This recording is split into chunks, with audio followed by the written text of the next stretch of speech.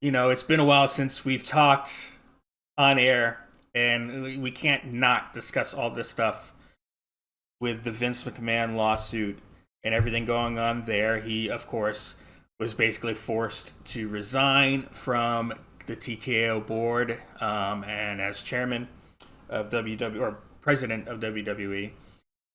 He has no connection to the company other than the millions of shares he still owns.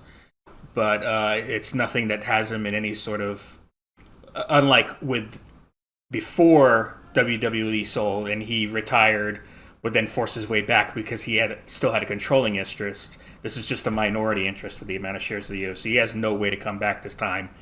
Thank God. But I mean, Jesus, reading through that lawsuit, it's some despicable stuff in there. And yet you go, oh well, this is just as some people are want to do, especially with a figure that they've grown up watching. Like, oh well, it's just accusations. But you look at those text messages that are in there, and as people who have watched Vince McMahon throughout the years and then heard all the stories from the boys and girls about him, like that's Vince McMahon's voice in those texts. I really believe so, but it sounds like him to me. And some of the depraved, weird stuff, and you think about some of the stuff he's put on TV over the years, like wow, wow.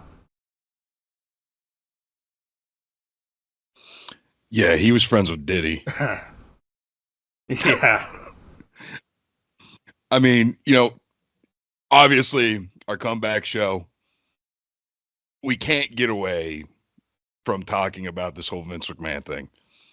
For as much as you and I would both like to just gloss over this, it's absolutely disgusting. It's abhorrent. And, there's nothing really that you and me could say about this that hasn't already been said about it.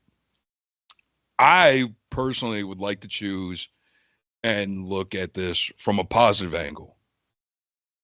Ding dong, the old man's gone.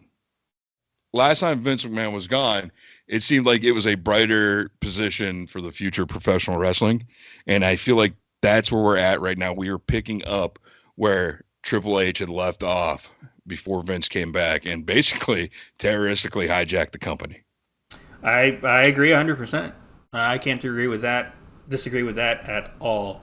But just like what it says down there at the bottom on the subject, good riddance, Vince. I'm glad you're gone.